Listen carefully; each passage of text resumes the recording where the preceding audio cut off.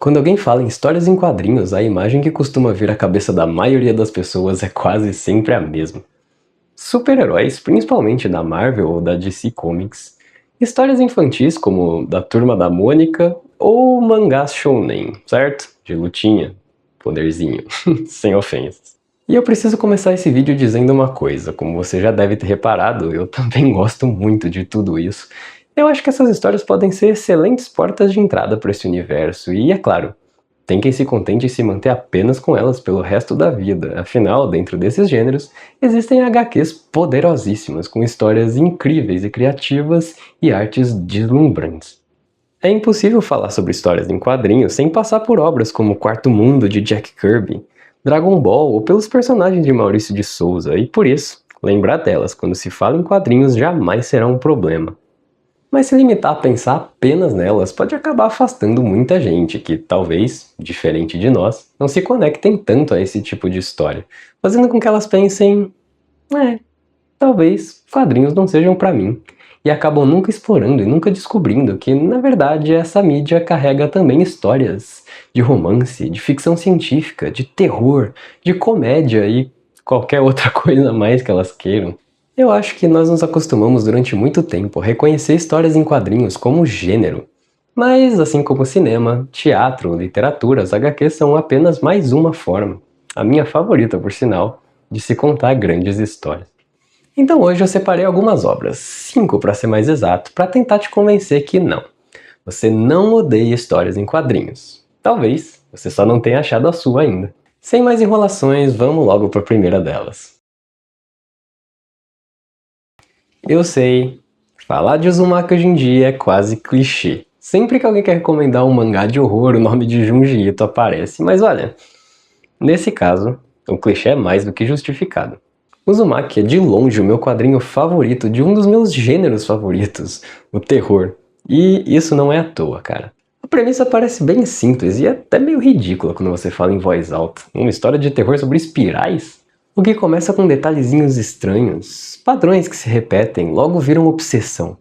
E uma paranoia tão grande que eu confesso que até hoje eu não consigo ver espirais sem sentir um certo desconforto. Mas de longe o que mais me encanta, não só em Uzumaki, como em toda a obra de Junji Ito, não são só suas ideias malucas, mas sim a forma como ele as executa. No cinema, o terror muitas vezes se utiliza dos famosos jump scares para causar uma reação mais direta no seu espectador. Nos quadrinhos, Junji Ito faz quase a mesma coisa, só que ele usa as viradas de página. Ele te ambienta, constrói o clima e vai te deixando mais e mais incomodado a cada quadro. E quando você chega no ápice da tensão, você vira a página e quase como um jumpscare se depara com a cena mais bizarra possível. Pra você que acha que mangá é só lutinha e poderzinho, Uzumaki é a prova de que essa linguagem consegue ser estupidamente perturbadora. Mas o terror nos quadrinhos não é representado apenas pelo sobrenatural ou pelas histórias de ficção, o que nos leva direto para a segunda indicação. Mesmo derrubada pelo vento e pisoteada por muitos, a grama sempre se reergue. Não se deixe enganar pelo traço econômico e, quando olhado com um pouco menos de cuidado, quase fofo de Kyonsuke Gendry Kim. Isso porque, por trás dessa aparência quase suave, Grama esconde uma das histórias mais perturbadoras que eu tenho aqui na minha estante.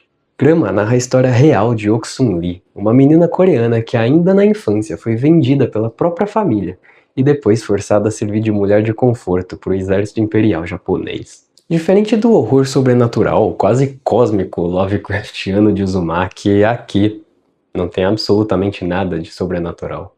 Sem monstros, sem espirais, apenas um dos episódios mais vergonhosos da história da humanidade. E talvez por isso ela seja ainda mais difícil de encarar. Tem uma página em grama que nunca saiu da minha cabeça. Durante a lembrança do momento mais violento da vida de Oksun Lee, o cenário simplesmente desaparece. E o que sobra é apenas uma cabeça sem corpo, sem expressão, sem vida, cercada por um borrão de nanquim quase sufocante. Não existe movimento, não existe choque explícito, apenas o silêncio seguido de quadros completamente pretos. Se você gosta de histórias reais, biografias, livro-reportagem, documentários, e principalmente se você tem um estômago forte, talvez você se interesse por esse. Eu vou insistir um pouquinho mais em histórias dramáticas, e como terceira indicação eu trago Rugas, do espanhol Paco Roca. Em Rugas, acompanhamos um pouquinho da história de Emílio, um senhor que sofre de Alzheimer e por isso é levado para ser internado em um asilo. E o que torna Rugas tão devastador não é nem só a doença em si, mas talvez o que vem acompanhado dela: o abandono. Emílio não vai para o asilo apenas porque ele precisa de cuidados. É claro, ele precisa de cuidados, mas em partes ele também é levado para lá porque, infelizmente, de um certo ponto de vista, ele acaba se tornando um estorvo. A rotina da sua família se torna mais difícil. À medida que o quadrinho vai avançando, Paco Roca começa a retratar o agravamento da doença em pequenos detalhes e a forma como Emílio tenta lidar ou prorrogar seus efeitos. A memória começa a falhar, a princípio em pequenos detalhes. E a cada dia que passa, em detalhes maiores e maiores, até que a própria identidade começa a ruir aos poucos, nos levando a um final inevitável, mas que de certa forma não deixa de ser afetuoso. Porque no final de tudo, o que permanece aqui é o vínculo, a tentativa de cuidar e de preservar alguma dignidade até o fim. Continuar sendo humano, mesmo que a sua memória às vezes não te permita lembrar exatamente do que isso significa. Indicação de número 4, e provavelmente chegamos na minha favorita dessa lista. Se você, assim como eu, gosta de ficção científica, talvez você nunca tenha parado para imaginar que uma das melhores histórias desse gênero tenha sido escrita aqui do nosso lado, na Argentina, no final dos anos 50. Um clássico absoluto dos quadrinhos não só latino-americanos como mundiais. O Eternauta, de Héctor Oesterheld e Francisco Solano Lopes, foi publicado originalmente entre 1957 e 1959 na Argentina, na revista Hora Cero Semanal, e tem uma premissa até que bastante simples. Um belo dia, ou não tão belo assim, começa uma nevasca misteriosa em Buenos Aires, com um pequeno agravante: a neve que cai do céu é altamente letal. A cidade para, as pessoas precisam se isolar dentro das suas casas e qualquer contato com o mundo exterior pode significar o seu fim. Isso não te lembra alguma coisa? Pessoas comuns precisam virar habilidosos sobreviventes, cada um com sua personalidade ou dotes que, no final das contas, precisam trabalhar pelo coletivo. Diferente de muitas histórias de super-heróis, aqui não existe um único herói solitário com poderes especiais que se destaca muito além dos demais. O que existe é um grupo, amigos, vizinhos, enfim, uma comunidade que tenta entender o que está acontecendo e, acima de tudo, que tenta resistir. A obra chegou a ganhar uma releitura já no final da década de 1960, só que dessa vez com artes do monstruoso Alberto Breccia. E, mais recentemente, em 2025, o Eternauta também ganhou uma adaptação em minissérie pela Netflix de apenas 6 episódios, estrelada por Ricardo Darín. Se você já viu essa série, comenta aqui embaixo o que você achou dela. Confesso que ainda não me bateu muita curiosidade pra ver, mas vai que eu tô perdendo alguma coisa, não é? Eu sei de uma cidade pequenina, onde todos gostam de cantar e de viver. Localizada em meio a uma colina, cantada em prosa e verso, por quem veio a conhecer. Seus encantos e tranquilidade, saudade todos levam dessa terra e desse céu. Cafezais florindo e seu povo sorrindo, me refiro a São Manuel. Por último, mas não menos importante, eu gostaria de finalizar esse vídeo com uma coisinha um pouquinho mais leve, porque porra, ninguém aguenta ficar só lendo história devastadora, né? Se você gosta de histórias mais leves, mais cotidianas e super divertidas, talvez Cidade Pequenina seja o quadrinho mais aconchegante que você vai ler na sua vida. Pelo menos, foi o que aconteceu comigo. Em Cidade Pequenina, Camilo e Aldo Solano retornam ao interior, mais precisamente a São Manuel, cidade onde cresceram, para retratar de forma bem lúdica e maravilhosa muitas das histórias que eles ouviram de seu pai. E por mais absurdas que algumas delas pareçam, quem poderia dizer que elas não são reais?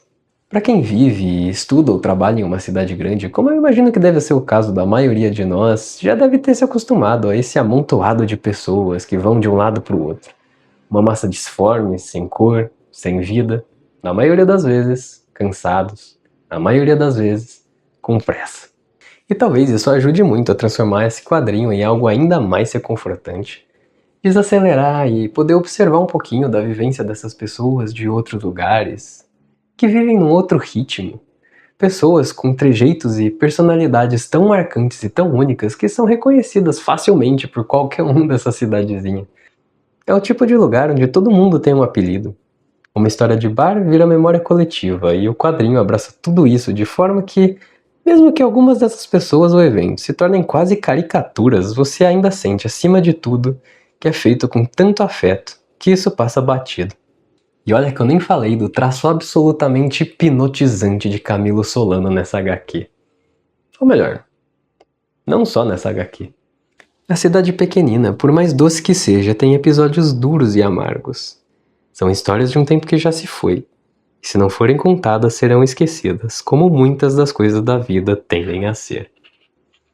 Bom, depois de tudo isso, eu realmente espero ter te ajudado a encontrar alguma coisa aqui no meio. E olha, pode ser que nenhuma das 5 obras que eu indiquei aqui sejam para você também, mas tá tudo certo.